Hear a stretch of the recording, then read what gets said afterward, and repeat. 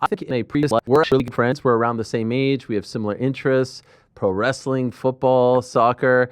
Weird things happen, and I've been in this business long enough to where you get on the wrong foot with someone, you're never able to repair it. And so for you to come in here and talk to me face to face, actually, I think says a lot about you. So much respect. I really do appreciate it. I think it's a testament to who you are as a professional. Thank you. I really appreciate that, Ariel, and I really appreciate you having me on. It's great to be here. I have enjoyed your interviews with some of the great AEW wrestlers. Like I said, I enjoyed seeing Darby on here. I enjoyed seeing Ricochet. And even though he's not a wrestler in AEW, I enjoyed your interview with Maven, and I thought some of the things he said were really nice. And then after seeing that interview and seeing some of the stuff you've been doing recently, I really wanted to come on, and thank you for inviting me. I appreciate that. Thank you. How is life? It's been great. I think I'm really excited right now. I was just watching in the back England U21s playing Slovakia. Josh King, who's 18 years old, is a great young player for Fulham, scored for England for the U21, so it was nice. A lot of great things happening in football. The Jags with a big win Sunday, and this is a huge week for AEW. We've got AEW Full Gear this Saturday night on pay-per-view. It's going to be a great event. It's one of the biggest AEW shows of the year, and it's going to be a big week of TV. Tomorrow we have AEW Dynamite, Wednesday Night Dynamite. It's a 3-hour show. It's on TBS at 8 p.m. Eastern, 7 p.m. Central. And it is actually a 3-hour live show. We're doing Dynamite and Collision on the same night in Boston, and it's going to be a great, great event. We've announced some big matches, and there's more to come. It's always exciting to do a live show, but it's especially big when we get to do a 3-hour show. And being a pay-per-view week, this is kind of one of the biggest weeks of the year in AEW, so I thought it would be great to do something noteworthy to promote it, and it seems like people are really excited to see us talk. Yes, absolutely. And you're in our backyard as far as Full Gear is concerned. Yes. Prudential Center, The Rock, Newark. You were there last year for this event, and this is one of your like sort of tentpole events, if you will. Yes. Darby in the main event. Well, Darby and Pac is one of the big matches. It's not the main event. It's one of the top matches. Okay. Hangman Page versus Samoa Joe in a steel cage match is a huge world title match. Mercedes Moné, the TBS champion, wrestling the world champion, Chris Statlander, for the world title in Chris Statlander's backyard. That's one of the huge matches. Pac versus Darby is absolutely one of the big matches coming out of that blood and guts match. Yes. And I really enjoyed your interview with Darby, as I said, and what a character, this guy. He poured water on his... I'm still not sure why. That's not even in the top 27 crazy things I've seen Darby do. Yes, I bet. But I enjoyed his vibe very much. I wasn't quite sure what to make of that moment, but a very eccentric guy, a fan favorite. I think a lot of people are wondering when he'll be able to like take that next step to be the guy, you know, to get the belt, to be the face of the company. Do you think he's close to that or not quite yet? I think he's absolutely already one of the main faces of the promotion, and I've always felt really strong about Darby. Darby is one of our top wrestlers, and he's been with AEW since the very first show, and really it was our first summer of events where Darby came in, and he's, like you said, he's an impressive person inside and outside the ring, and the chances he takes inside the ring are only matched by the chances he'll take outside the ring. He's an absolutely crazy stuntman. He takes insane risks, but he also really loves wrestling. And I'm sure you saw that when you talked to him. Oh, yeah. He loves it. And he's a great professional, but I absolutely think he's already one of the main faces of the promotion. He has not been the world champion in singles yet, but he's been the TNT champion and a huge, important face of our media rights partnership, but also as a world tag team champion, he was undefeated with Sting, and Sting's run in AEW is one of my favorite things we've ever done.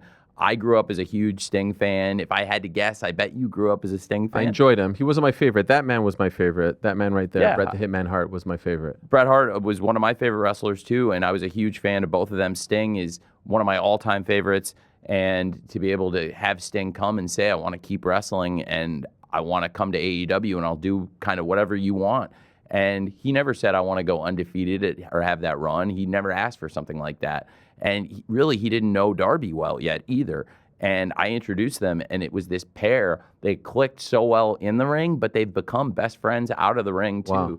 And if you could see them planning their matches, planning their moves, and putting ideas together, it's such an incredible partnership, and, you know, two different generations, and there's even a generation of wrestlers in between them too, which is kind of amazing. You know, they're very different in a lot of ways, but their similarities brought them together.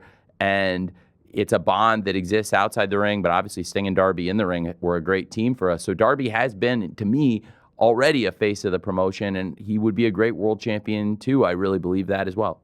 Is there ever a point with Darby where you feel like it's a little too crazy? Like some of the stuff through the glass, and it's just, sometimes, I have to admit, I'm a hardcore fan too, but I'm like, why put yourself through that? Do you ever feel sometimes like it's a little bit too much with him? I think he's really a brilliant wrestler, and also he takes these chances, and I think normally they're very calculated chances.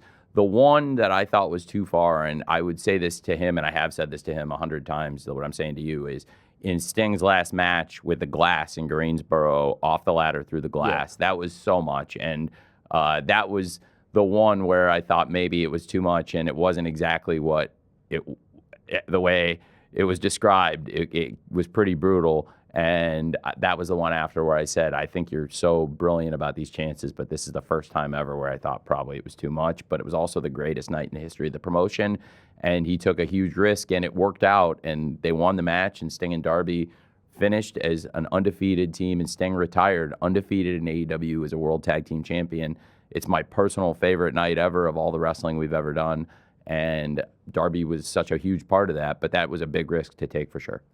What is your line with the stunts? Like Moxley stuff, and what is there a line for you? I know some fans say it's like a little bit too gory. So do you have a personal line? It has to make sense, and almost everything we've ever done, I thought it made sense.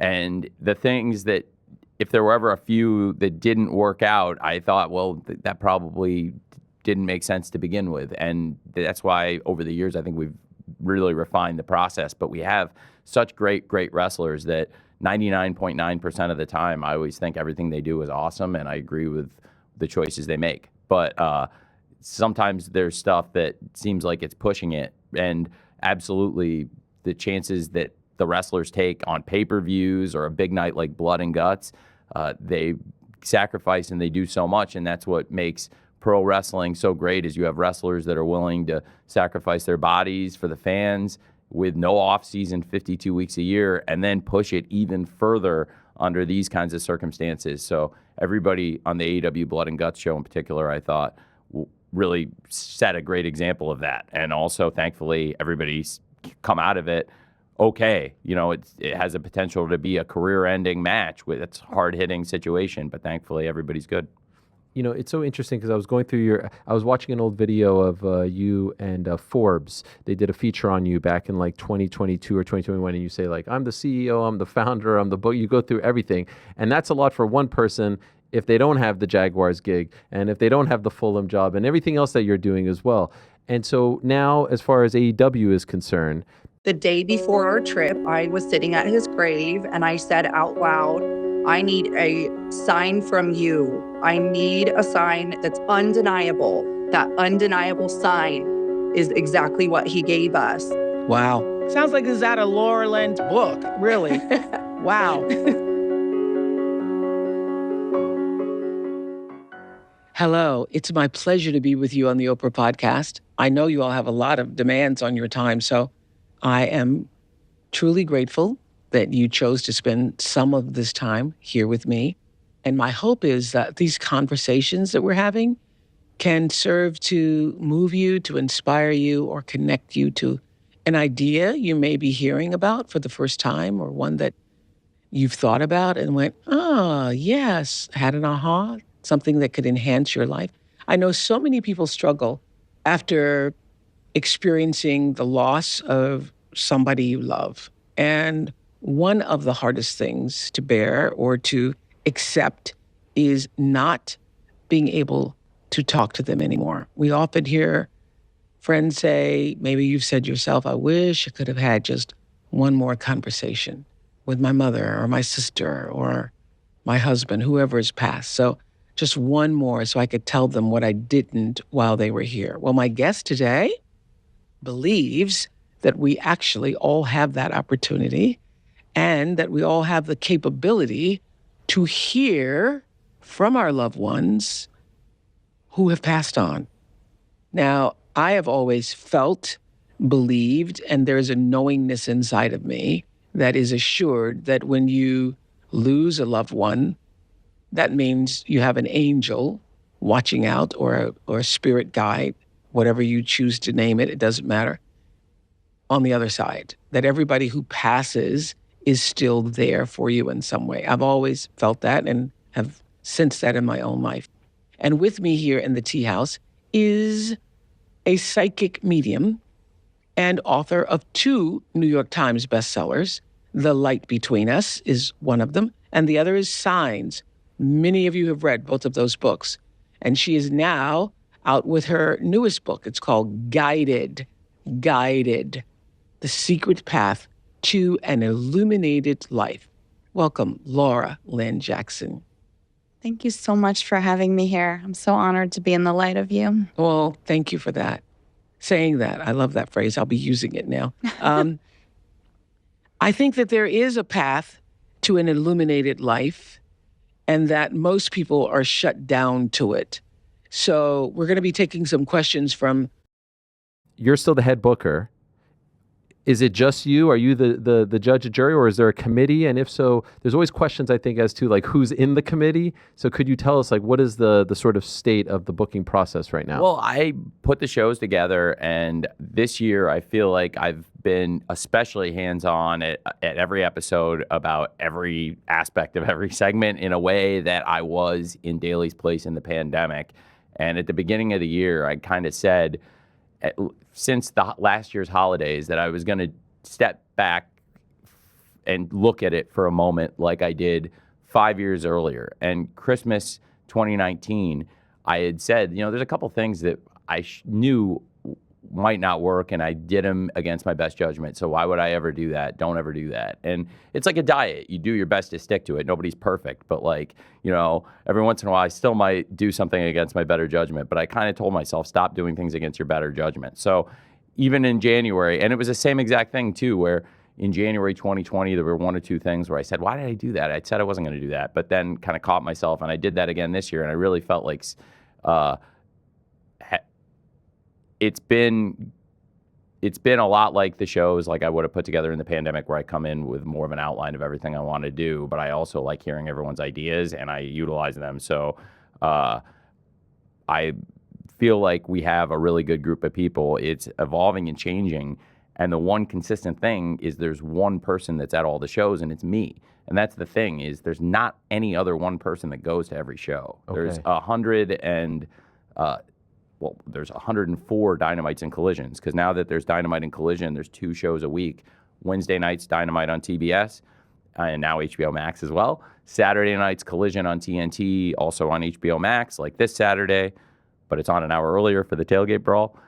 Well, the only person that goes to all those TVs and the pay-per-views is me. There's not one other person. There's a lot of great people that help out, people that work in different departments, wrestling, creative, and they could be coaches, it could be senior figures. I have great people who could contribute ideas, like everybody from Bryan Danielson, who's an all-time legend in wrestling, but also has some great ideas, and different people on the staff. And it's a great group of women and men, but among all of them, the only person that goes to every TV is me. So I have a pretty consistent idea of what I'd like to do, but also whoever's in the room of coaches and staff that day, I will talk to them and hear out their ideas, but it might be a different group. It's kind of like, do you like Ghostbusters? I used to, yeah. You know that scene in Ghostbusters? I always think of it this way, and this is pretty convoluted, but this will give you insight into my thinking. There's a scene in Ghostbusters with Ray and Winston, and is this the original? The original Ghostbusters, and they're just driving in the car down on the bridge here in New York. And it's Ray and Winston. And then I realized, and I'm like, that's not the 2 that you always see together. It's just like shifts, and like you get different pairs of people. And like, if that makes sense, like, you might see Ray with Egon, or you might see him with Bankman, Bill Murray, or with Winston. But it was like, it's different shifts. Like, the whole movie, it hasn't just been Ray and Winston, but they're in the car now. This is their day. This is their shift. Within every group of people, there's subgroups, and it's not always the ones you think when you see the people walk and stand together. So I have a different group of people at almost a different combination of people than I did at the beginning, but I think there's been a common thread and a consistency. And I like that from show to show because I feel like I have a good sense of what AEW is, and I am a fan of wrestling, but also since I've been here, I feel like I, have... The amount of experience you can gain from the University of Akron can't be overstated, whether it's designing components, manufacturing.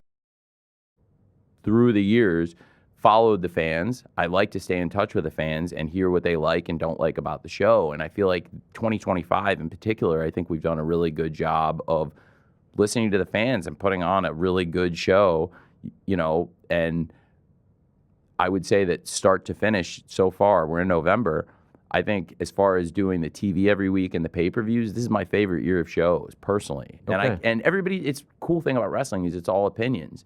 But for me, as far as how many great matches and how consistent everything's been and how happy I've been coming out of the events, it's my favorite year yet. You mentioned HBO Max. That deal started a couple of months ago where your pay-per-views are available on HBO Max, which is very cool. As you know, UFC's deal on pay-per-view is coming to an end, right, with the Paramount Plus. That's a huge... So they're now going to be on Paramount Plus, and it'll just be their numbered events, but not behind that extra paywall. Do you think we will ever get to a point... Because you're one of the last ones left now, AEW, right? Well, yeah. Will we get to a point ever where maybe it'll be behind a subscription paywall, the pay-per-views, but not that extra price to get the actual show? Do you know what I mean? I'm not sure. It's a good question. I think with AEW, something I've been really conscious of and have tried to stay consistent with is maintaining great prices for families or friends to come and watch the shows at an affordable price to be an AEW fan, and I think we've done a fantastic job with that. So it's a great question.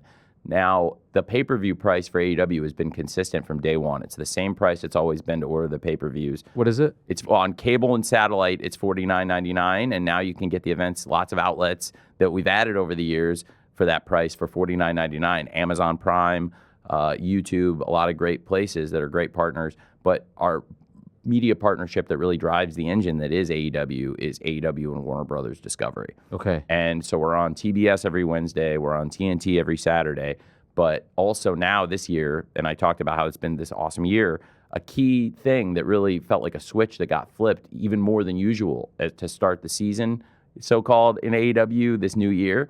There's always a great energy at the start of the year, the calendar year in AEW, because the records reset. It's a fresh start for the wrestlers in a new season. But also this year, it was the beginning of putting the shows on HBO Max. Now the pay-per-views are also on HBO Max, and it's only been a few months of this, but it's really been working out very well, and it's also great for the fans because it's the lowest price. It's $39.99, and if you're an HBO Max subscriber already, that's a great deal because you're saving $10 a month on these great pay-per-views. We get great satisfaction from our fans on our shows. It's really means a lot to me because I was a kid and my parents would not let me buy every single wrestling pay-per-view. So I really appreciate whenever people do put the money in for every show, and that's why I try to put so much into every pay-per-view and make it feel like you really got your money's worth out of this show. And especially now with on-demand DVRs and the shows being available to stream, you can always go back and watch them again and again. And I see some of your wrestling posters and pay-per-view posters, and again, these are shows that I would watch again and again and again. So I hope and believe that the AEW shows are like that with the pay-per-views we put on. And so to your question, I think we have a great model right now, and we just signed a great media rights deal that I think even the most stringent analyst would say is a really strong deal for AEW, the company, and makes a lot of sense for us. And it also shows the faith that Warner Brothers, TBS, TNT, and HBO Max have in AEW. Do you have any concern about the future of WBD? There's some talk that they're going to, have a new ownership. Even yesterday, I saw that Saudi Arabia interested in purchasing them. Do you have any concerns about how a new ownership would affect your standing, your deal with them? Well, I feel really great about AEW's relationship with Warner Brothers Discovery, and I think it's a great situation for us that we're one of those strong franchises, like I said, on multiple channels and properties where AEW's clearly very strongly figured in. Just as an example, we've got the huge pay-per-view this Saturday. It's presented by DC as a presenting sponsor, which I think is anybody looking at Warner Brothers would say that this is a really important part of the portfolio, DC. And for DC to be sponsoring us and also the kinds of collaborations they're doing with us, We partnered on Dynamite episode 300 the week before AEW All In Texas. There were ads and collabs with the stars of Superman, with stars from AEW. There's been some great partnerships across DC now doing comic books with AEW, with the big stars from AEW, crossover in comics. And we did a panel with DC at New York Comic Con. And then also DC now, for the first time ever, presenting an AEW pay-per-view, and it's this Saturday. So we're becoming a bigger and bigger part, AEW, as we've grown, and now it's been 6 years of AEW. We've continued to become a bigger part of the Warner Brothers family. So I feel like no matter what happens in the future, I think we will be a really important part of that family. And also for different media properties, thankfully, because I'm on the NFL Fan Engagement and Major Events Committee and have had a lot of experience in football in the NFL and in the Premier League, and now with AEW, dealing with a lot of media partners. I have strong relationships with almost every media property out there.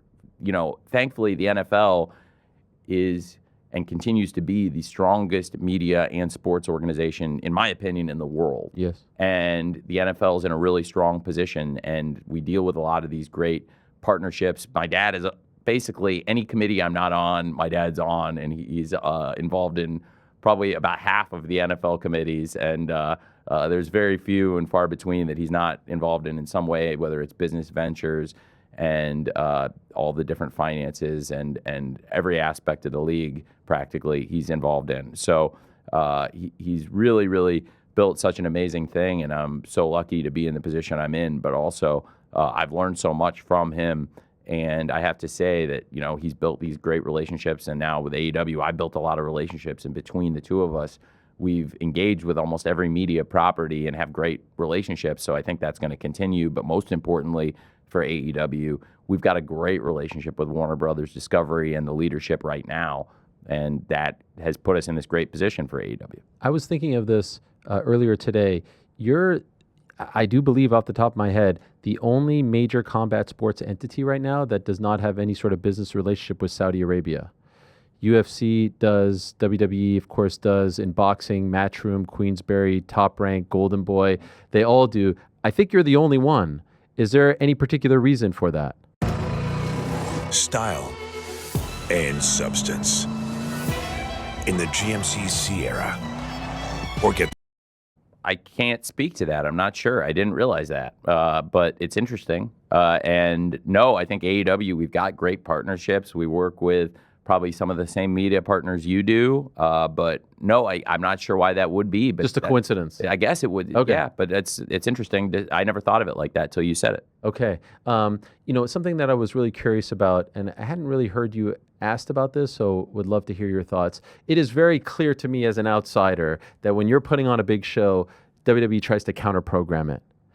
How do you react when this happens? Do you think this is being done on purpose? I do think it's done on purpose, and I understand it, and it's part of wrestling, and I think we've seen a lot of it, but I think other wrestling promotions that have been the Challenger Wrestling brand in our lifetime have seen a lot of it.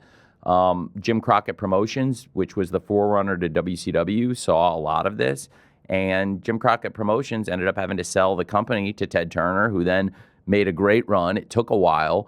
And really, if you look, Ted Turner took over at the start of 1989, and the strongest run came over 6 years later, almost 7 years later it started, really, when business peaked and took off their peak years. So it's interesting because as a Challenger Wrestling promotion, you've got a great opportunity, but it's really hard. It involves tons of investment to build up to be a true, strong challenger, and that's why we took the risk with AEW when we did. I do think that we've seen that kind of counter-programming and those things, and I understand, and looking back at wrestling history, kind of expect that. And does it frustrate you? I think it's okay because for us, it's always worked out and we're in a great position. So it hasn't ever been a thing where it's cost us anything. And even when you do something like AEW All In Texas, where we do the show in the afternoon, it really worked out for us great. And it was one of the best days in the history of the company. So you don't take it personally. You're not like, can you guys just leave me alone? Can I just have the day for myself? The one in Toronto, right? You put it earlier in the day because they had the ESPN debut.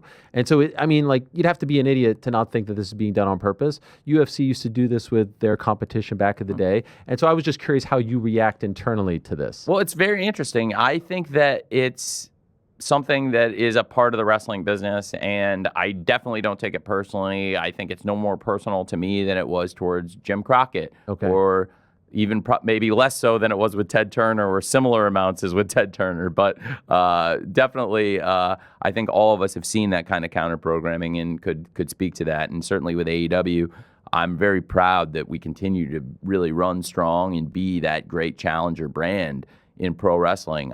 AEW is where the best wrestle. I really believe that. And I think we have the best roster in wrestling today and the best wrestlers, and put on the best shows like this Saturday.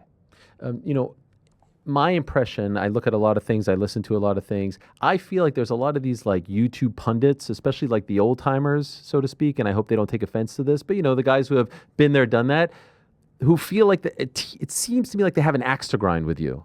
It's interesting because... Why do you think this is? I don't know. I think you know what I'm talking about, right? Like, sure, I do. The Cornettes, the Bischoffs, like every single video, if you type in your name, it's never complimentary of AEW or yourself. It clearly does engagement for them to talk about AEW, because you wouldn't spend such a large percentage of your real estate, and you wouldn't devote such a large percentage of your content to talking about AEW unless it was engaging. Otherwise, it wouldn't be a 100%. Smart strategy. Why do you think they do it so much? Well, we're ongoing. We're putting on wrestling 52 weeks a year, and people want to talk about current events. And right now, AEW is a huge part of the wrestling landscape. We put great shows on. Tomorrow is a Wednesday night, and we're going to have a great Wednesday Night Dynamite tomorrow. And I think that any given week, you can count on there's going to be AEW putting on new content to talk about. And we're one of the major wrestling brands that people are going to want to discuss. And a big part of the wrestling landscape is AEW. So I think 100%. People want to talk about the new wrestling, talk about the current wrestlers. And as I see all this stuff here, I want to try and get some AEW. I'm going to send you some AEW stuff. I appreciate that. We'll put that. We'll hopefully make that part of the set, because you're a big wrestling fan. Yes, you got wrestlers yes. And great memorabilia. I might try to get a Jaguar even up here with the Buffalo Bills. Let's not get crazy about that. Okay, but we this got is great. Forrest and the Bills. You can't. We actually were playing you guys end of December at Craven Cottage. Yeah, we've had some great battles over the years with Nottingham Forest and with the Buffalo Bills. Is it fair though? Is it fair? Like, do you feel like sometimes they hit you below the belt? I don't want to. I think that is the business strategy. I think that's a pretty consistent business strategy of WWE that has not changed with the ownership change. And so, okay, so that's WWE. So I'm talking about the pundits, like these guys who are analyzing every single move, every single creative decision. I think it's ironic coming from Eric, because Eric sat in the position and he was making a lot of great moves, and Eric had a run that is unbelievably successful when you look back at what he accomplished from 1995 to 1998, and it was unbelievable. And he still did some good things in those other years, and he did a lot, and it wasn't like everything he did in 1995 and 1998 was 100% perfect 52 weeks a year, but he did some really incredible things, and the sum of his accomplishments is unbelievable, and he still talks about it to this day. And 83 weeks is something that is synonymous with Eric and his brand, and it's a name of his show. It's incredibly impressive. I also was one of the wrestling fans as a kid when I was like 11, 12, 13 years old, who was critical at times of some of the things Eric did, but also appreciative at times. And I was more balanced than other people, but I understand what it is to be a wrestling fan and to have certain things you want and expect out of a wrestling show. I think that... How many years has Allstate donated to participating schools for every field goal and extra point made? 20 years. That's not... Eric did a lot of those things, so he has a really good understanding of what it is to be on TBS and be on TNT and put on pay-per-views and work with the executives at Turner. Even some of the people who've been there for 30 years have worked with both of us through different administrations, which is incredible. Wow. So I talked to him about that at times. So I do think for Eric, I respect... Recently or no? It's been a while, but not that long. And I I respect his opinions, and I think he talks about AEW a lot because AEW's on every Wednesday night, every Saturday night, and then it gives them good content to talk about. So I think in his case, I think it's interesting because he spends a lot of time talking about AEW, but I think he's also cognizant that there were a lot of media personalities and former wrestling promoters that had strong vocal opinions of him. And I'm not trying to say that I've done more than him or I think that one thing that was cool this year was when we hit a milestone that's not a round number, but episode 289 of Wednesday Night Dynamite is remembered as one of the best ones. We're going to be in Boston tomorrow. We're back for Wednesday Night Dynamite, and it's going to be a great show tomorrow. And the last time we did Dynamite in Boston before tomorrow was Spring Breakthrough in April. And it set a huge accomplishment for us. It was such a big thing that I sent it to even top Warner Brothers executives who were really happy with it because I actually think it was probably the best week of media coverage that we've ever had until I came on your show today. This has been great. But now this is going to be a great week for AEW. But the last time we were in Boston before tomorrow's show on TBS and HBO Max is something I'm really proud of because it made us the longest running primetime pro wrestling show ever on TBS or TNT, and that includes the great shows that they put on. And he gave you props for that. He did, and it meant a lot to me, so I appreciated that. So thank you for bringing that up. I thought that was really cool, and so it's mixed opinions, right? And everybody's entitled to their opinion, but I also think Eric's in a unique position because he was in the chair, and he did have to make a lot of decisions. And he also knows that you can't go backwards, you can only go forwards, and you can only learn from the things you've done. So I'm very fortunate, I think about it all the time, to still be in the chair because you can make a mistake, and if you make a series of mistakes and you go down a wrong path in pro wrestling, you can end up in a place that nobody comes back from. And look how many people in pro wrestling went down that door of making a mistake after mistake, and then they were gone. And sometimes it's not their fault. It's due to extenuating circumstances you can't control. But I'm fortunate that if I make a mistake, that I've always been able to go back and look at it or figure out what can we do to make the next show perfect or make sure I don't do that again, because I really think that course correcting, making sure that we are always on point for the next show is a really strong aspect of AEW. I think that's part of the consistency.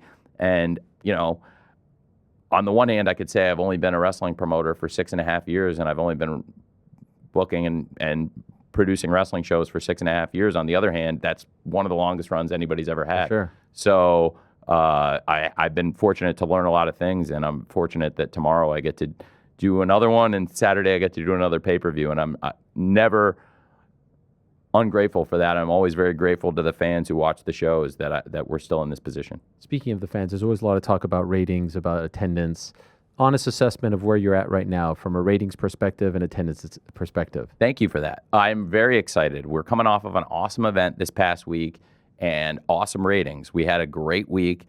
We were one of the top shows on cable. Okay. And this year... What did that do? I don't know the... It was... so I don't have all the numbers of the DVR, and I don't know the streaming numbers. You got to remember that we have a lot of fans who watch on HBO Max now, but on TBS, it was 600,000, and it was, in our time slot, one of the top shows, and it ranked somewhere in the top 10 on cable for the entire night. And in its time slot, I think it was along with ESPN and Fox News, TBS was one of the top 3 channels.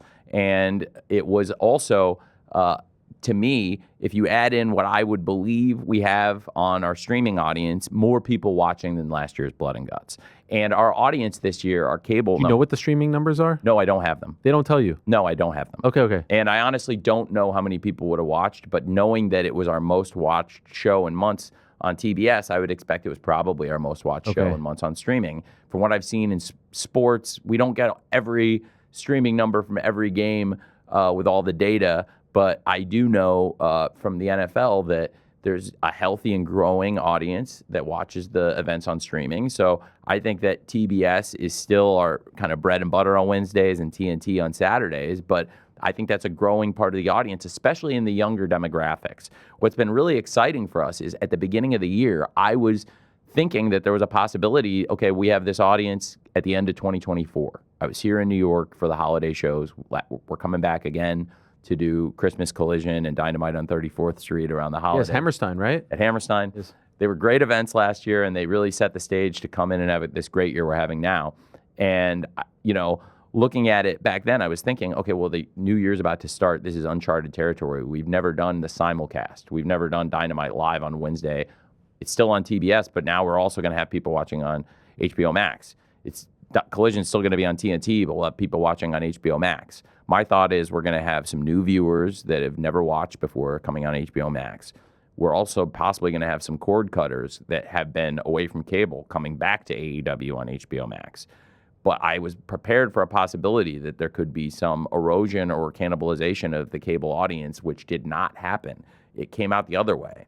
In Q1, Q2, and Q3, if you look, our share went up and our total audience went up. Okay. So we have this really great success story.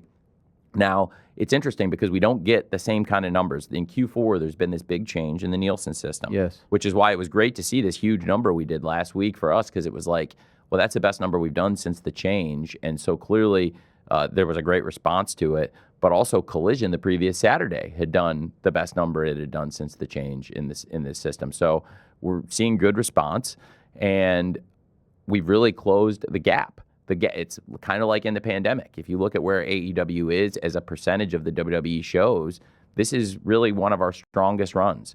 And if you look at where WWE is, say the audience of Dynamite compared to SmackDown, for example, or Raw, this is a great time for us. And you would say that along with some of the peak times in AEW, this is right there as 2025 right now, what's happening, that the AEW audience as a percentage of the competition is about as good as it's ever been. And with the streaming audience, like I said at the start of the year, I wasn't sure if the cable audience, where they would go. And actually with the cable audience at the start of the year and then again as the year went on grew. So that was pretty exciting. And so from the first 3 quarters, that's the case. And now they track the data differently. So we'll see how this goes. But we're in the 4th quarter, and so far it's been this awesome year. I'd be remiss if I don't ask you about the CM Punk story. Do you have any regrets about how that was all handled? Obviously, he came on the show. There was that big interview, and then you guys played that footage. Looking back, are you at peace with how it all played out, or do you wish things could have been done differently? Hey, it's Tyson from the All-American Rejects, and guess what? We have been having a crazy time on TikTok, haven't we? It's been a freaking party. Well, we're ready to light your panties back on fire for this next round of house parties. We got new music we're teasing along the way, and I didn't mean that about the panties. I don't want to set anybody's underwear on fire. There's microplastics in there. That is dangerous. But if you want to tune in to where the matches are, and then it strikes you with the mood, and the mood strikes, then follow us on TikTok. Come on, baby, light my fire. Ooh, that is flammable. Turn it off.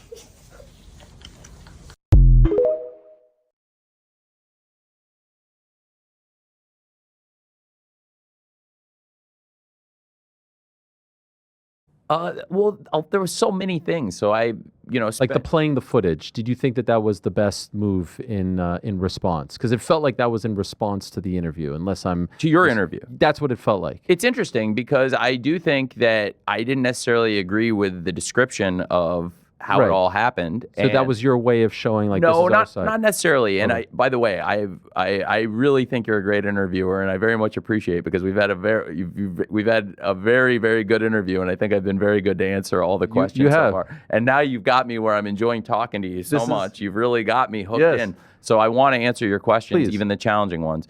And I didn't necessarily agree with everything that was said in that interview about how things happened, but also it's a TV show, and it did a very strong number. And if you look, it was... Are you talking about the video response from you guys? Yes. Okay. So for many reasons, I think that it made sense, and it was a thing that was advertised, and it got a lot of attention that did a very strong number, and also it's in the eye of the beholder. Was there anything he said that you want to now refute?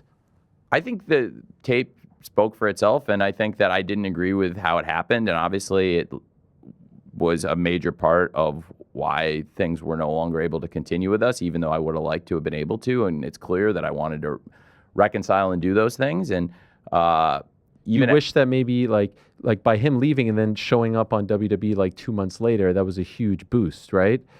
I think really for us, we've had a great run for 6 years. And if you look at the time before Phil came to AEW, we were having a great run and we had some great times together. But we've been on a great run and we're having this great year right now with this roster. And I think this is the best roster and the best AEW locker room. And it feels like in and out of the ring, the combination of them, this is the best we've been. But I also think that we had great times together. And it was clear when we started doing Collision, I wanted to reconcile and find a way to still do those things. And I guess that wasn't possible. But I didn't necessarily agree with everything. Did you learn any lessons? Because one of the things that he said in that interview was that, like, you know, and I hope you don't think this is coming from me. Sure. I'm paraphrasing that, like, you know, you don't stand up as a boss, you let people kind of like walk all over you. And so that felt like an indictment on you as the leader of the company, which is what you are. And so I'm wondering what your response would be to that. I don't agree with that, but I also think that everybody's entitled to their opinion, and that's feedback, and it's fair if that's how he feels. But I didn't agree with the description of the way things played out, and that's okay. And that's all in the eye of the beholder. Just like the whole situation, if you see the way it came out, it all was in the eye of the beholder, and that's okay.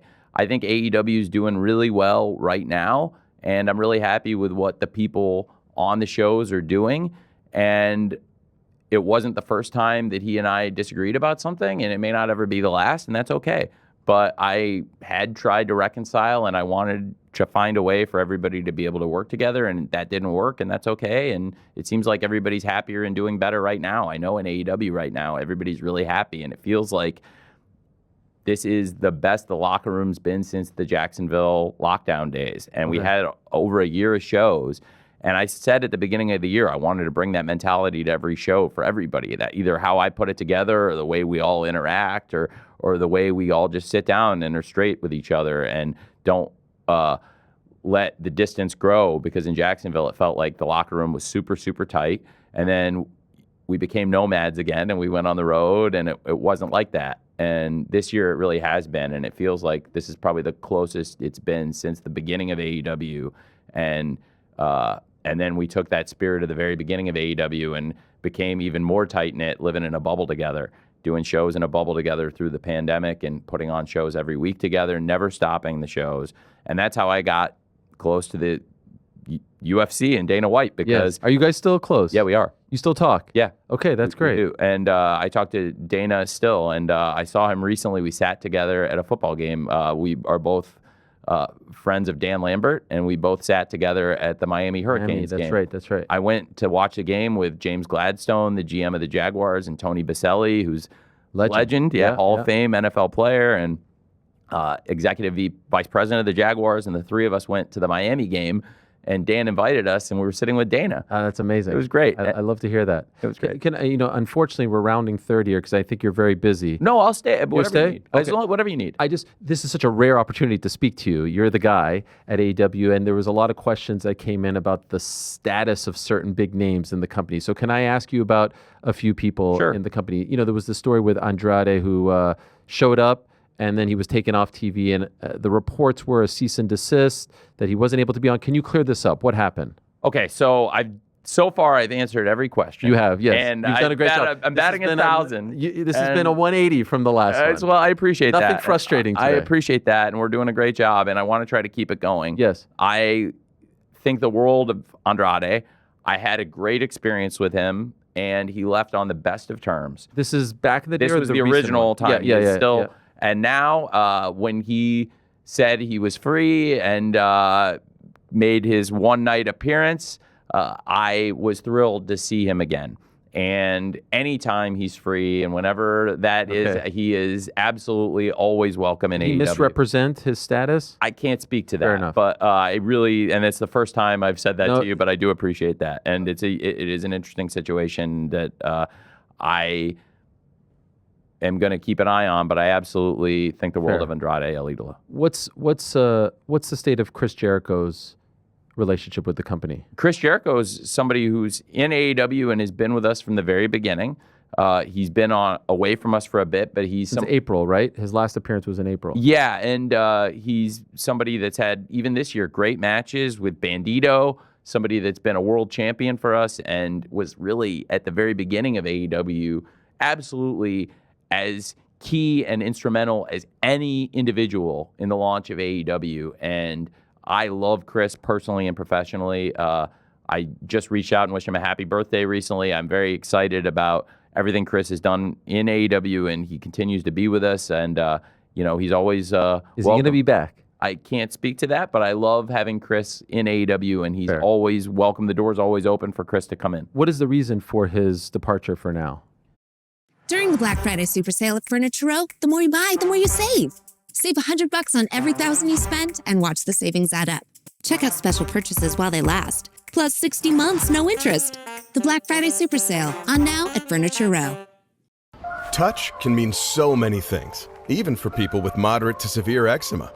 Touch can make players celebrate like winners, or make two move like one. Dupixent can help you stay ahead of eczema as you welcome the feeling of touch. Dupixent helps block a key source of inflammation inside the body that can cause eczema to help heal your skin from within. Many adults saw 90% clearer skin. Some even achieved long-lasting clearer skin and fast itch relief after the first dose.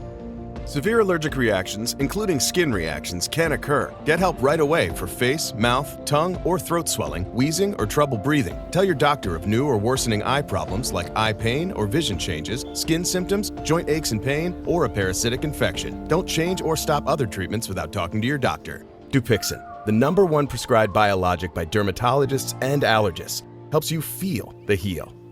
See the difference for yourself. Reach out to your eczema specialist today. Archer for now? It's a very good question, and it's some of it comes down to just working out the dates and is this deal almost up? I would rather not get into that, but also I respect you asking about it, and if I could give as much information as possible to try and keep a very constructive dialogue. Do you think we'll see him back in AEW? I hope so. I absolutely hope we'll get Chris back in, and a star like Chris Jericho. You negotiate a certain number of dates, and Chris has always been really great about being one of those wrestlers in AEW that when he's in, he's all the way in. And if you think, he's always really been a full-time part of the show. Sure. And at first, when we started, we talked about finding ways with Chris and Fozzy and his band to keep him involved because he was such a central figure as the original AEW World Champion, as Le Champion. So there were times where Chris would have videos in Dynamite or make appearances.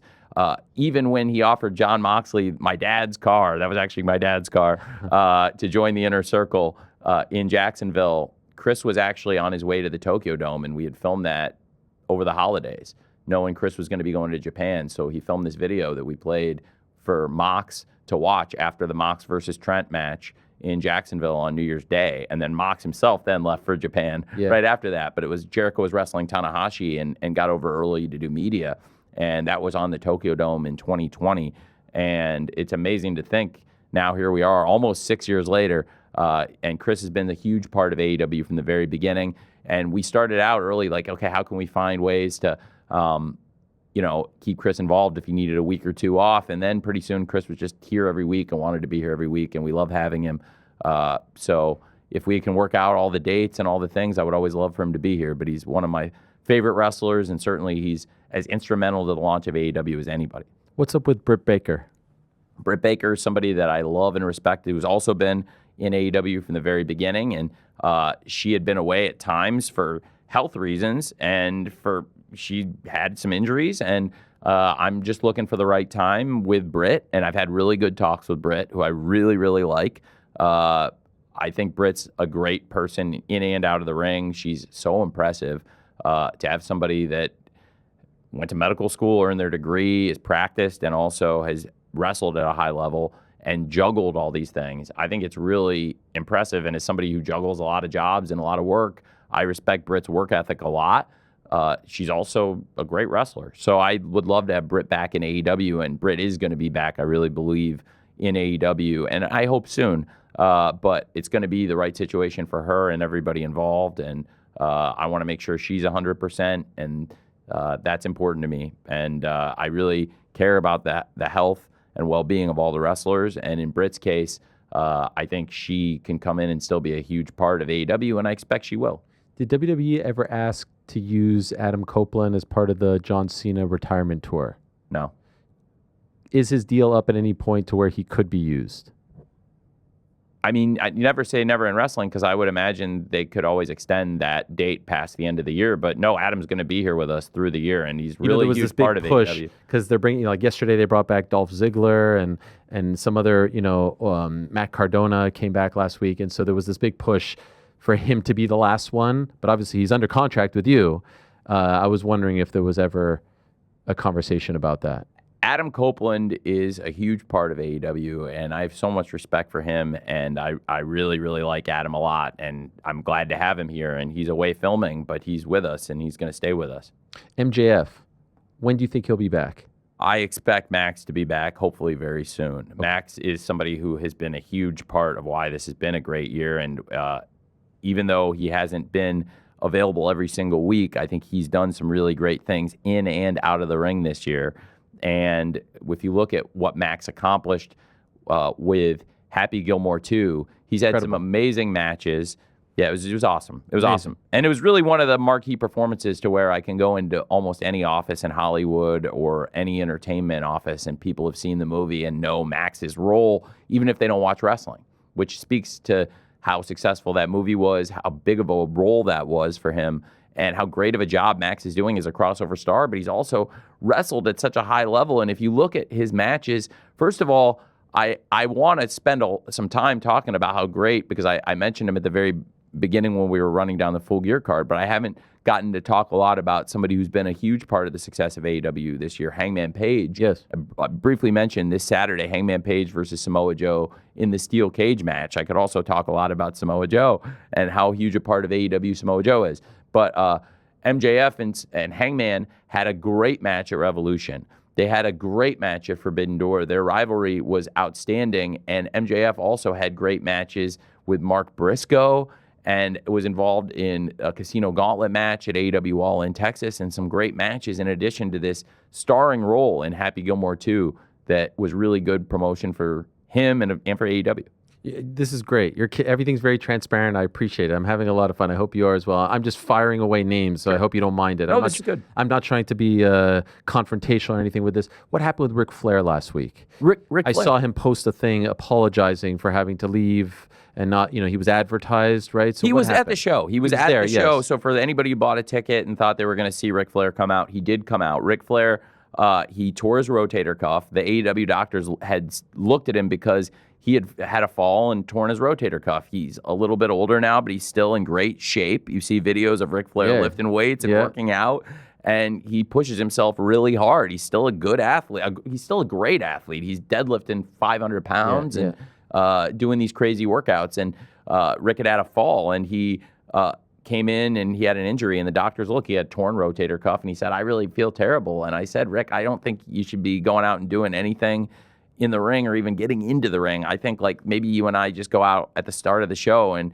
he said, honestly, he was in a lot of pain. He might be good for him to go home anyway. And so what we did is Rick and I went out and said hi to the fans before the show started. Okay. It's blood and guts. So I introduced Rick, and obviously with this big 2-ring double steel cage match and everything that comes with it, the fans were going to get really amped for this. So I thought a great way to pump the fans up, we had a trailer that we had played online. It was a 3-minute video. So for any of the fans in the arena that hadn't seen it yet, we played that video, and Rick and I went out and said hello. He said he really loves being in AEW, and he thinks the world of the AEW wrestlers, and great to see the fans. And then we queued up the video. But Rick was in a lot of pain, so I didn't know when we had advertised he would be there that he was going to have a torn rotator cuff. I think it actually happened right before the show. So then I thought, let's just let Rick go home early, and for the fans here in Greensboro, he's going to go say hi. And then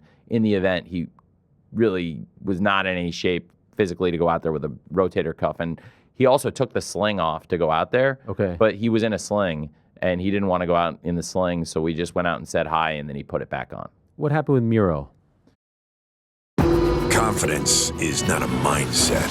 It's an achievement. In the GMC Sierra HD AT4X. Get 5.9% APR on 2025 GMC Sierra heavy-duty models. The smartest people on earth know how to spot a good deal. That's why they shop at Ollie's First. You'll save up to 70% off the fancy store's prices. So you go, you smart and savvy shopper. You know where the real deals are, where they sell good stuff cheap. Ollie's! Good stuff cheap! With Miro. Miro is a great wrestler, and he was great in AEW. He was a TNT champion, and I think he and I just had, at times, different visions of things, but that's okay, because everybody's entitled to different opinions and different ideas, and really, that's what this all is. It's different ideas, and we just kind of drifted into some different ideas of what we thought we should be doing, and that's okay, and I think he'd worked in WWE before, and that clearly was a good experience for him. So he clearly was excited to go back, and he did go back. So I wish him the best, and that's what he's doing now. But that must make sense for him, and that must be why he wanted to do it. Do you have, or did you have any interest in Killer Kross? I have not spoken to him in many, many years. I thought he was a layup for you guys. It's given interesting how that all played out. That's interesting. I'm not sure. I like Killer Kross. It'd be interesting at some point to talk to him again. It's been a long time since I've talked to Killer Kross, and it would be interesting. So when he became free, you guys didn't chat? I haven't yet. He did some stuff with Darby that I was involved with Darby in terms of clearing the schedule for Darby to do an independent match with him here in New York. Yep. And they did a match, which I was involved in that, and Darby and I were actually at the Comic-Con together that day promoting DC, AEW Full Gear, and the comic books with AEW and DC. And Darby went right from the Comic-Con panel where he assaulted Mox. Yes, I remember that with the glass. Got a lot of attention. He smashed the glass pitcher on Mox, Mox is so awesome, and he did so great on that panel. I mean, to have somebody like that that's such a great champion and a great ambassador and a great leader, we're so lucky to have Jon Moxley in AEW, and I'd be remiss if I didn't say that. But Darby also is so important, and their rivalry has helped fuel us. And wait, Killer Kross. We like Killer Kross. I like him, and I went that night. I had a lot of things going on, and I actually wanted to go see his match, but Darby had to be hustled out, and we still had events. So Darby left early to go do that match with Killer Kross, which was great that he was able to do both things. So I didn't get to see him that night. That would have been a great chance to connect with him. Okay.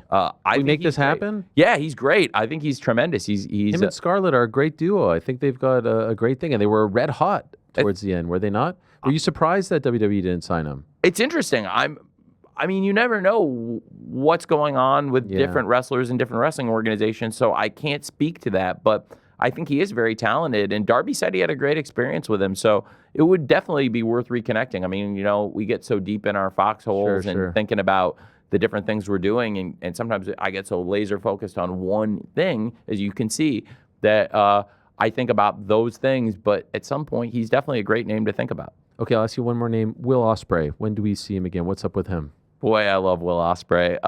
So Will Ospreay is such an amazing part of AEW. And again, talk about somebody who's contributed to why I think this has been a great year for us. He was a huge part of last year. And this year, before his injury, he was just wrestling, in my opinion, at the very, very highest level. And that match with Will Ospreay and Hangman Page to determine who would win the Owen Hart Foundation Cup and who would go on to All In Texas to wrestle Mox for the world title. Hangman won the match. And Hangman versus Will Ospreay, I think they're both great challengers and two great stars that you can build a promotion around. And what a great night Double or Nothing was, I thought, and what a great main event they had. Will Ospreay is somebody I'm glad you asked about. He's recovering from the injuries. I talk to him regularly. He's doing better. Is it a neck? It's a neck. Yeah. And I think he's been pretty open about it. So I don't want to talk out of turn about somebody's injuries, but Will's been pretty open that he's on the recovery. He's on the mend. He really appreciates the support from all the fans around the world. And Will Ospreay is going to be back in AEW, or I think hopefully earlier next year. I can't say exactly when, but it'll be next year. That's good And news. I hope it'll be in the first half of next year. Okay. And he's one of our great stars, so I think it is great news because certainly when Will Ospreay's on the shows every week, it's great for us. I lied. One more name, Adam Cole. That's hard. That's hard. Adam Cole, I love so much, and I think Adam Cole's such a great wrestler, but also he's a really good friend. And it was very, very hard when I got the phone call the morning of All In Texas that Adam Cole was not feeling well. And he's had injuries, and it's no secret some of the injuries he's experienced have been head injuries. And it was terrible when Adam Cole had the ankle injury, and when he needed time to recover, it was just, you don't want to see him in so much pain, but also it could have been, that alone could have been a career-ending injury, and he was out for over a year. And he came back from that, and he was wrestling at such a high level. And I was really excited about what Adam Cole had done in 2025 to work his way into a top position and become the TNT champion. And it was a great comeback story. And sleepless nights keep staring out my window, hoping you will come home. It's been a while, I keep trying to reach you, but you won't pick up your phone.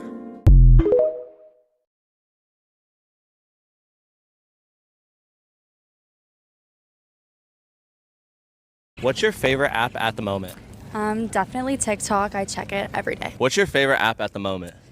TikTok. I could scroll for hours. What's your guys' favorite apps at the moment? Well, I'm an Android user, so probably TikTok Lite. Same, she put me on. Wait, what's TikTok Lite? It's literally just TikTok, but more compatible on my Android. Oh, and it saves data. It has optimized performance. My favorite thing is that I can scroll offline when I'm flying or have unstable connection. Yeah, I don't have enough RAM, so TikTok Lite is perfect on my Android phone. It has the same content as TikTok and the same amount of fun, but just easier and faster. That sounds perfect. Where can I get it? Just download it at the Google Play Store.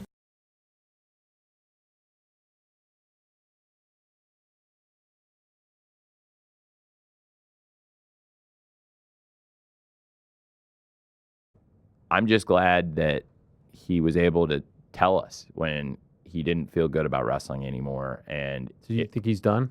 I think it would have to be the right situation for Adam to wrestle again. I think it's at least possible that we would keep Adam as part of the family.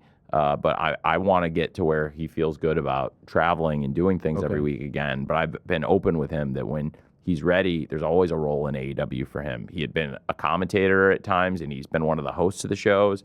He's great for that. He's a great talent. He could be involved in a lot of things. And if he ever did want to wrestle again and it was the right situation and everybody could wrap their heads around it, so to speak, I think that it could make a lot of sense. But if anything involving head injuries or serious injuries, I always want to look at it and evaluate, does this make sense? And is there an opportunity to do this safely where it's going to be a good outcome for everybody?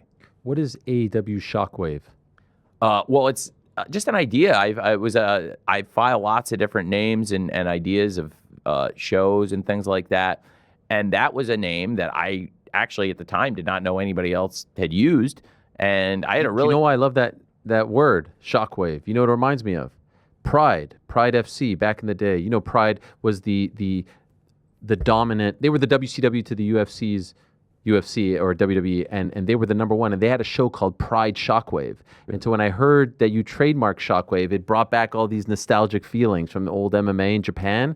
And so I was wondering what you were going to do with that. I'm probably not going to do it. I had a really nice talk with Billy, and Billy Corgan, who owns the NWA. I like Billy, and even before I became a wrestling promoter, I had met him, and I think he's just a great artist, and I like him. So when I talked to him on the phone, I said, if that's a show that you might do again, and because NWA had done a Shockwave, I guess Pride had done it before them. Yeah. But then NWA had done a Shockwave, which I didn't know at the time when we filed it. And then I talked to him and said, if that's something you want to do and you did it first, then you can do that. That's fine. And he said, oh, that's great. I appreciate that. So that was nice. Did you talk to him about the national title as well? I did. Yes. I had a great talk with him about that. Which was to say... that will be introduced this weekend, right? Yes, it will be. And again, I have a lot of respect for him. I like the NWA, and I like Billy a lot personally. And what I told him is, this is going to be our really for AEW, this will be an AEW championship. It's a new lineage. And I think it's cool that Billy's been able to keep the legacy of the NWA alive, and that's an operating promotion.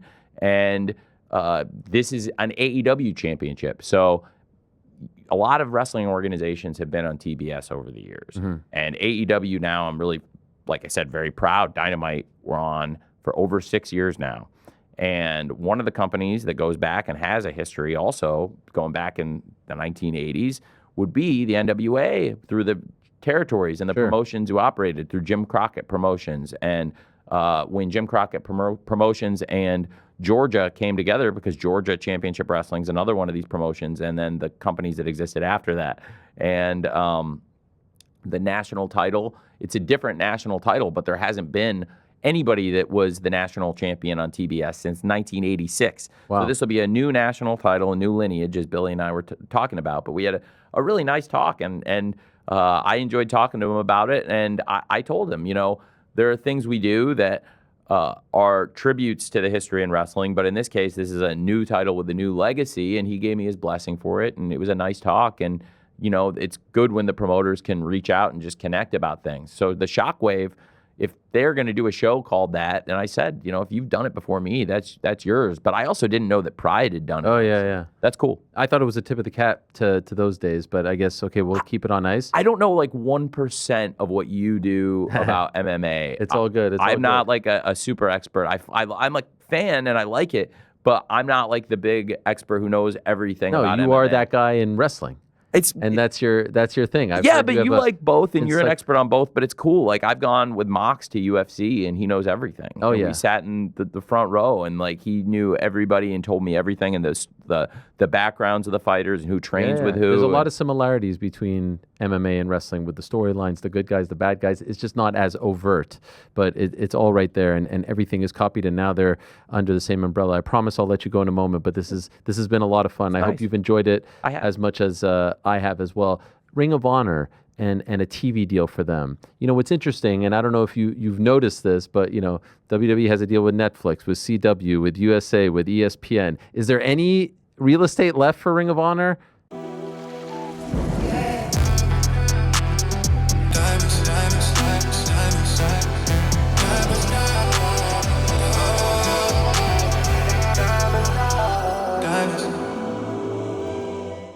It's the Black Friday Super Sale at Denver Mattress. Right now, save $100 on every $1,000 you spend. Save up to $400 off Doctor's Choice Elite adjustable mattress sets, or score 60 months no interest and free shipping. The Black Friday Super Sale, on now at Denver Mattress.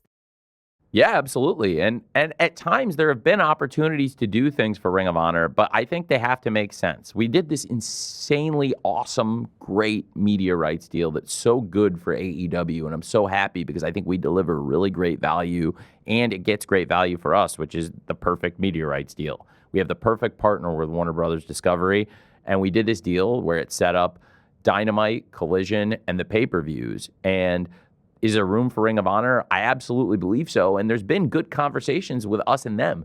I've had other media partners reach out about doing things with Ring of Honor and other companies that we have never worked with. So it's possible.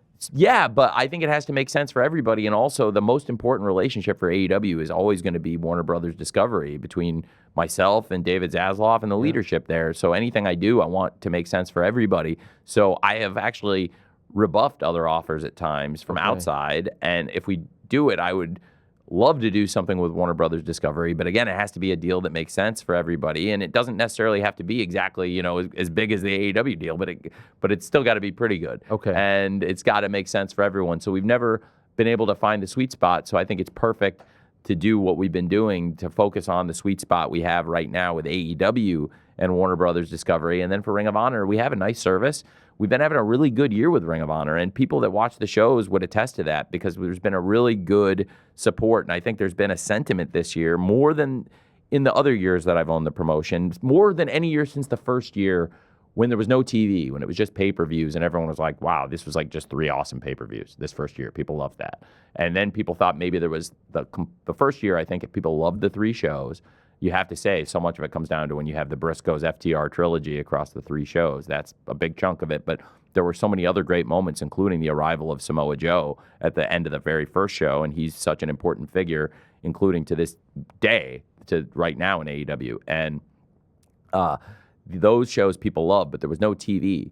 So across the shows of AEW, I had a lot of Ring of Honor involvement. People probably thought that was more than they'd like. So now there's a lot less of that, but Ring of Honor has its own show, and you still see appearances and the stories flow together. And there's wrestlers that appear, whether it's Athena, who's been an amazing women's world champion now for almost 3 years in Ring of Honor, or Bandito, who was the Ring of Honor world champion before I even owned the promotion and was a great face of Ring of Honor. And then when he came back and returned to AEW, it's a great thing because he's the Ring of Honor world champion, but he's also an AEW tag team champion.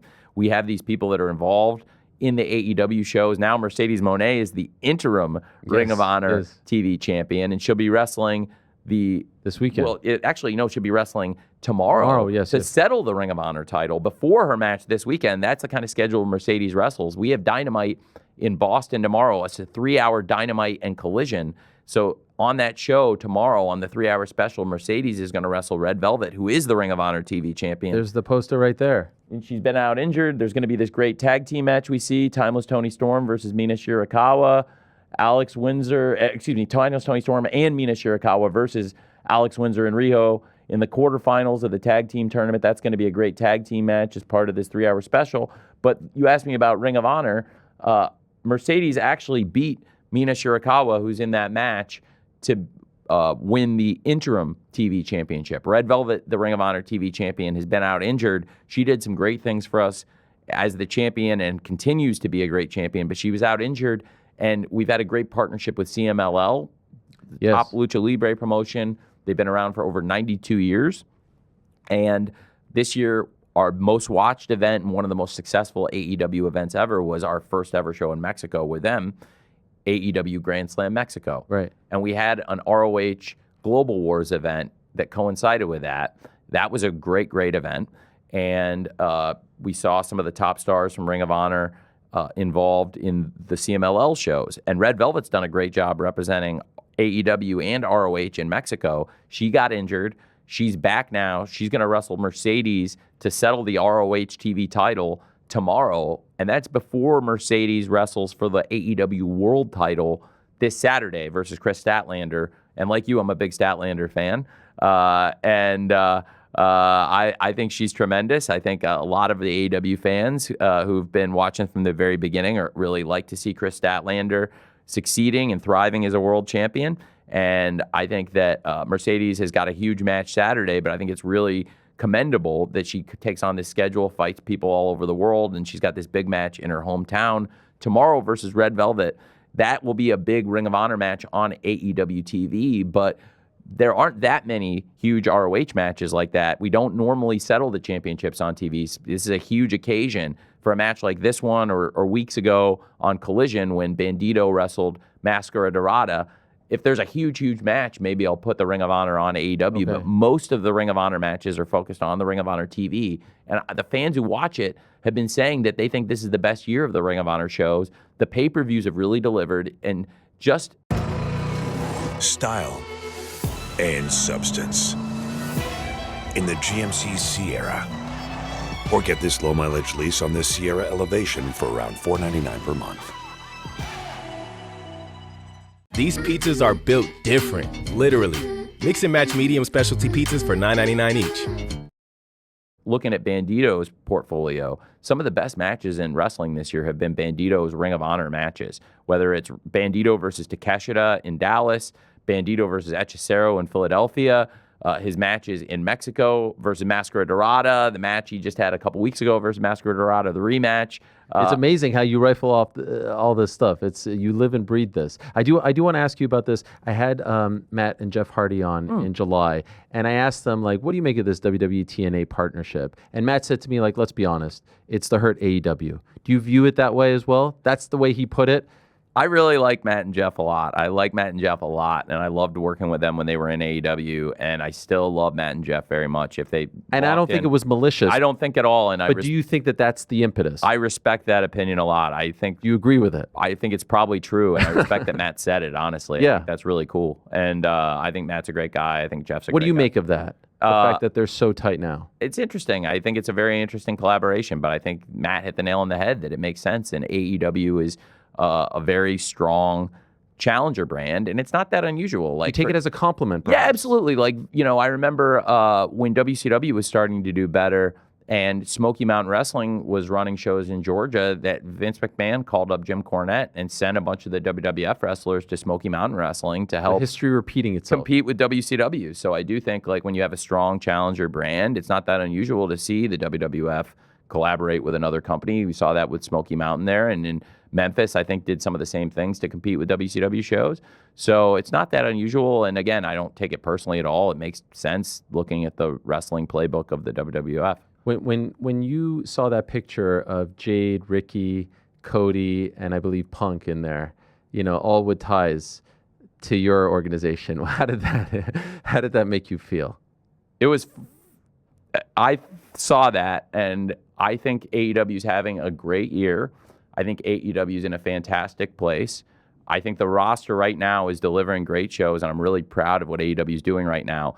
It did make me smile because it reminded me of Double or Nothing 2020, the first pandemic pay-per-view. We put on this great pay-per-view, and Cody won the TNT title, and Mox retained the AEW World title versus the late, great Mr. Brody Lee. May he rest in peace.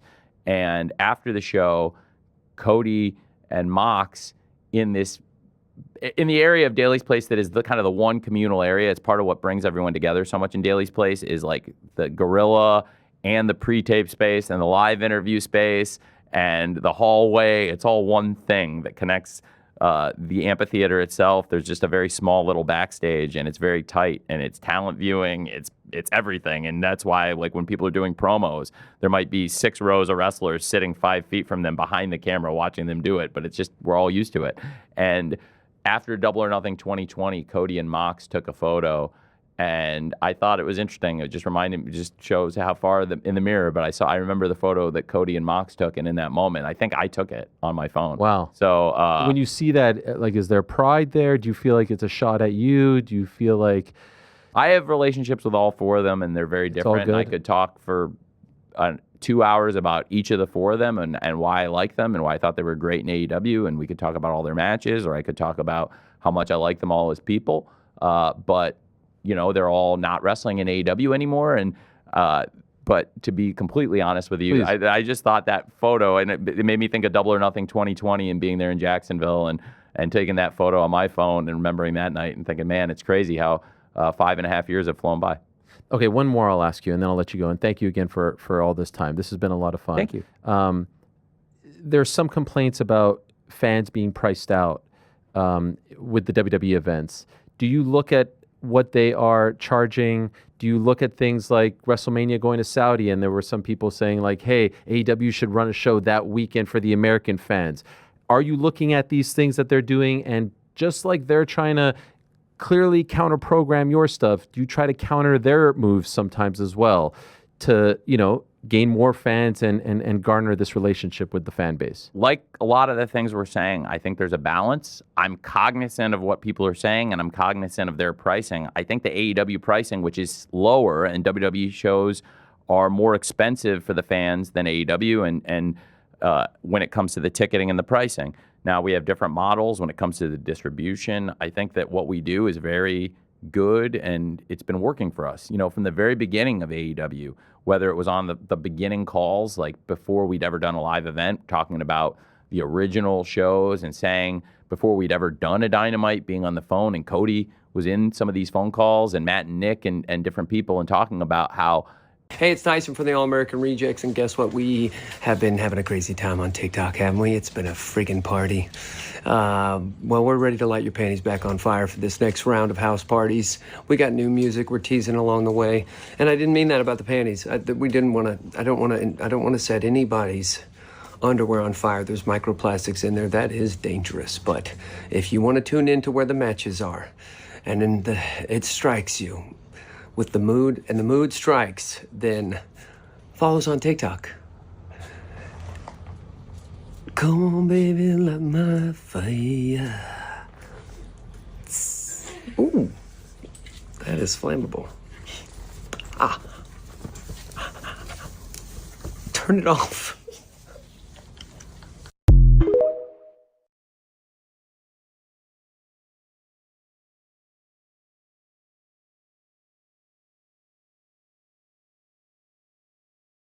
Ollie's deals are so good, you won't believe the prices. This has to be a joke. It's no joke. Ollie's Bargain Outlet sells famous brand name merchandise at up to 70% off the fancy store prices. Hurry in. Ollie! Good stuff, cheap! I always wanted there to be tickets that were in that range of somewhere from $20 to $30 for the fans to be able to get in to the TV shows every week, and that was going to be a consistent theme in AEW. And there still is inexpensive ticketing, and the get-in price is usually pretty fair compared to the competition. It's always lower, and the ringside seats are also, they're more expensive than the highest tier of seats in the arena, but they are still more affordable than our competition, and they always have been, and I hope that they always will be, and I'll try to keep that affordable pricing. That's something I care about, making sure that families and friends can get into the event, go to the show, and people who really care about being in the front row or being really close to the ring, people that will be willing to pay a little bit more for the ticket than just getting into the event, and people that really care about that really close ringside seat. It's still the most affordable ringside seat you're going to get for major TV wrestling and pay-per-views. We're having this great year, but that's something that has been consistent from the beginning. And the pay-per-view price, as I was saying earlier, the pay-per-view price has been the same for cable and satellite from the very beginning on every provider, and now we actually offer the lowest price ever on HBO Max. So I think that's also been good. Now we're actually offering more affordable than ever pricing plan. And I will say this, because this is really interesting information. Okay. I didn't know this till I started doing the media rights deal for AEW this past year. So doing the research and bringing in top analysts, I learned things I didn't know about AEW. Of all the sports leagues in the world, of every league, from NBA, NFL, MLB, WWE, UFC, PGA, and every sports league, the league that has the highest spending on streaming video per month is AEW. Okay. Now, our fans, I'm not saying AEW is the biggest league in the world. The NFL is the biggest league in the world. But AEW has the most avid, loyal fans in the world. I feel that, by the way. Sometimes they come after me. Can you tell them that I'm not so bad? I think today, they come after me. I think you're going to be a fan favorite. You think today. so? Because they came after me for like 3 years. I think you've not done very a big, nice. big baby face turn. Is this my turn? Yeah, I think it was. I feel like this is my turn. Especially because you asked me all these questions that were very legitimate questions, and I think hopefully I've also It was done all very myself. fair. Yeah. I think I've come a long way from Montreal. I have. That? We've done It was awful. Done a good job, and we showed people that you can get off on the wrong foot, but then get on the right foot. Yeah, absolutely. Right? I totally agree with that. And I also they stop, hounding me. They think that I'm a paid shill. Well, I think you've shown that you're a very balanced, fair guy. You asked me a lot of good questions, and I really respect that. And also, like I said, I've enjoyed the interviews you've been doing with some AEW We do more wrestlers. of them. I hope you will, yeah. And that's why also when we hadn't really been sending AEW people, but I was interested because I saw you were saying some good stuff. I thought you did that great interview with Maven. Maven's the man. Maven's the man, and he was a really... I think you guys should have him on the broadcast. I think he's a great broadcaster. You know what's... He's a color analyst. You know what's amazing? You want to hear something cool I've never said publicly? I like that. One of the people the person who is largely responsible for getting me into pro wrestling, I've been a fan my whole life, but I had never been backstage at a show, and I never really believed that I could take it to the next level. And I got to work with him through football because we both believe in protecting the players and doing everything we can to make football safe. And it's the man who started the Concussion Foundation with Chris Nowinski. Nowinski, yes. And Dr. Chris Nowinski is one of my really great friends. Wow. And Chris Nowinski was on Tough Enough, and the final 3 on Tough Enough were Chris Nowinski and Maven, who came in and did this great thing with us. And so I was joking with Chris because Chris and I are still really close, and he also comes in every year to talk to the wrestlers and gives a really serious speech because I want them to hear it about head safety and them. They want to take these high risks and chances, but I want them to hear it straight from Chris that it's really important that they are cognizant and that they hear the message he's giving, that it really, we want to be as safe as possible because Chris was a pro wrestler. Yeah, I remember. And he cares about this. So Chris comes in every year and I see him and I talk to him regularly outside of the shows. And I was telling Chris, I had this great interaction with Maven and I hadn't ever talked to him. The only time I'd ever really seen him in person was after a house show on Halloween when I was in college, Halloween 2004. And I brought that up to Maven when he was shooting his video, and he was like, thought that was really neat. That I remember this. And he was such a nice guy, so I was telling Chris that. But the other reason I bring this up is Josh Matthews now works in our production. That's right. And he's in the truck, and Josh is now a big part of the production team, and he's working with Mike Mansouri and Daryl and all the guys. Mike may be my favorite person in the business. Mike Mansouri. Really? Yeah, oh yeah. I Really? adore Mike. Yes. That's all. I love Mike. I met him right before the pandemic. He was still at WWE, and he took me on a tour backstage. And I was like, this guy's the coolest. And then he left like a week later, and then he went to work for Pat McAfee, if you recall. And then now he's working for you in a high production, and love him. He's the head of global production. His wife is wonderful as well. Corey's amazing. Yes. So you've got, and Renee, I'm a big fan of Renee. Renee's awesome. You see, I'm a big fan of a lot of your guys. I think this is good. I think we just needed to do it in person. Yeah, and isn't it always much more pleasant in person? And no Wi-Fi board? Problem solved. Use TikTok Lite. No signal, still plays videos. On the subway, still watching. Travel anywhere, stay entertained. Anytime, anywhere fun.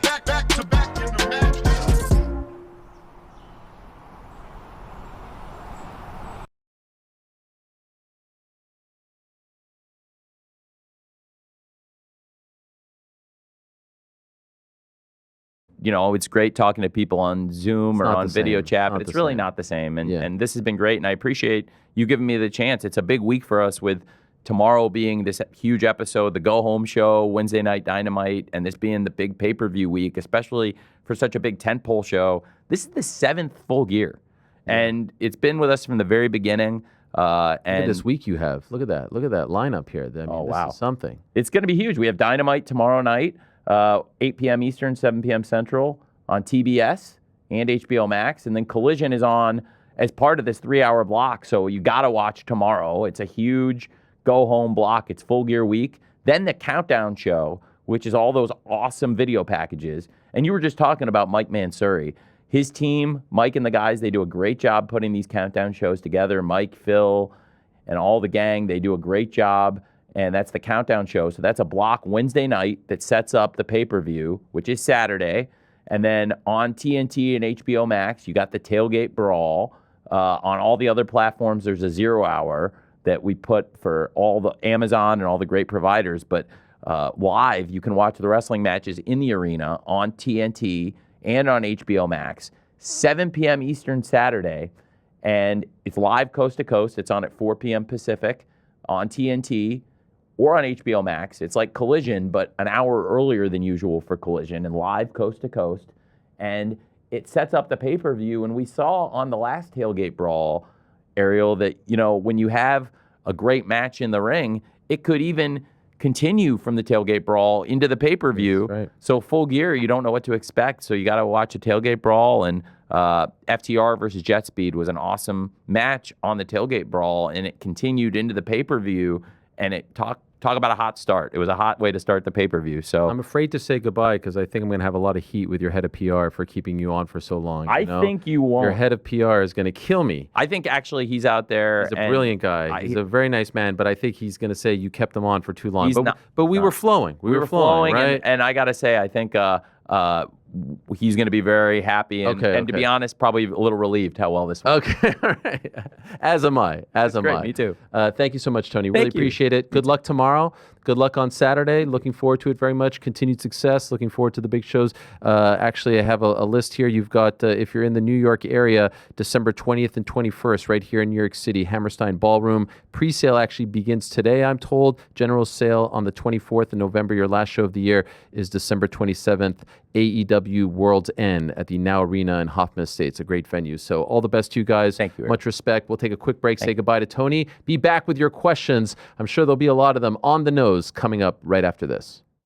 Thanks for watching this video. Before you go, if you haven't already, hit that subscribe button for us. Also, give us a thumbs up, leave a nice comment. These things go a long way. And while you're here, do check out the rest of the channel. We've got live shows and full interviews, clips, and a whole lot more. We're doing big things here, and we appreciate your support very much. This is Buick, now. Buick, exceptional by design. Get this ultra-low mileage lease on this 2026 Buick Encore GX Preferred for around $269 per month. Take the next step in treating your moderate to severe ulcerative colitis with Entyvio, the only gut-focused treatment for UC that helps block inflammation in the gut and works right where you need it. Now is the time to talk with your doctor about the results you want, rapid response, and for many people, visible improvement of the gut lining. Infusion and serious allergic reactions can happen during or after treatment. Entyvio may increase risk of infection, which can be serious. Although unlikely, PML, a rare brain infection that can result in death, cannot be ruled out. Tell your doctor if you have an infection, flu-like symptoms, sores, or are prone to infections. Liver problems can occur. Learn more about the only treatment for UC that works right where you need it. And ask your doctor about gut-focused Entyvio, including the Entyvio pen. Gut-focused Entyvio.